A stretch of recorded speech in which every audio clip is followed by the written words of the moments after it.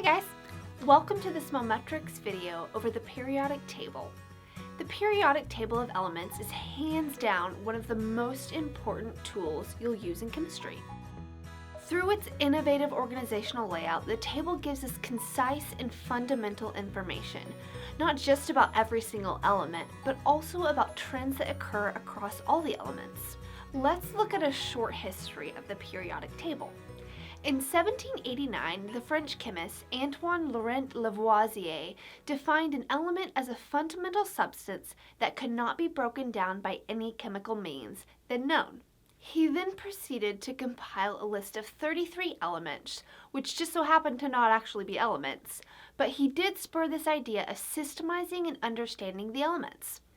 In 1803, English chemist John Dalton used the scientific recognition that elements combined with each other according to different ratios by weight to create an atomic theory that claimed all elements were built out of variable numbers of hydrogen atoms. Because of this theory, Dalton created a scale of atomic weight based on the hydrogen atom. In 1869, Russian chemist Dmitry Mendeleev systematically arranged elements in a table according to their atomic weights. Mendeleev noticed something that no one else had. He realized that there was a number of unknown elements with atomic weights between elements that had already been discovered.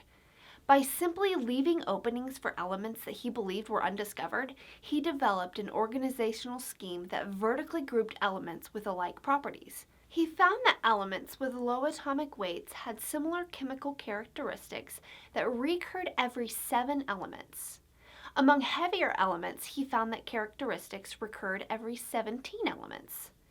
The exciting discovery that physical and chemical characteristics of the elements are periodic functions of their atomic weights became known as the periodic law. 1879 is when Mendeleev's periodic table became widely accepted, when it predicted the existence of gallium, germanium, and scandium. Now, let's look at how to read the periodic table. The vertical columns, the ones that run up and down, are called groups. The horizontal rows, the ones that run side to side, are called periods.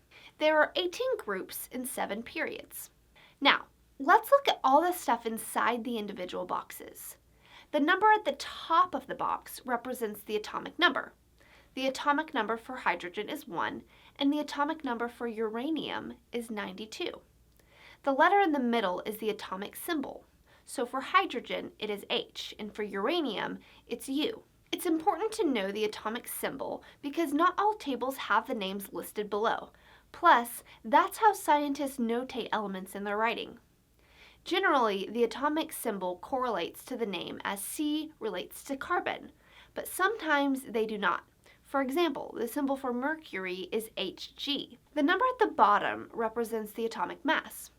Hydrogen has an atomic mass of 1.0079, and uranium has an atomic mass of 238.029. When you move sequentially from top left to the bottom right across the periodic table, the atomic number increases. The atomic number represents exactly where in the periodic table an element stands. But most importantly, the atomic number is the same as the number of protons in the nucleus of an atom of an element, as well as the same amount of electrons that surround the nucleus when it is at its neutral state. For example, hydrogen has 1 proton and 1 electron, and uranium has 92 protons and 92 electrons. An atom also contains neutrons, along with protons within its nucleus. The atomic mass, or atomic weight, of an element is the combined number of protons and neutrons in the nucleus. It's important to note that atoms of certain elements have different versions, which just means that the elements have atoms with a different number of neutrons in the nucleus. These are called isotopes. The atomic weight in this case is the average of atomic mass numbers of different isotopes. The elements can be organized by group or period, but they can also be sorted into 3 main categories: metals, nonmetals, and semimetals. Metals are generally lustrous solids, though mercury is a liquid at room temperature, and often malleable. More than half of the nonmetals are gaseous at normal temperatures. Semimetals, or metalloids as the name suggests, exist between the distinction of the metals and nonmetals. What I've described are the more general trends. There are a number of further periodic trends, such as electron affinity, electronegativity, atomic size, and ionization energy. I hope this video helped you to better navigate your way around the periodic table. For more of our videos, be sure to subscribe to our channel right here. See you next time.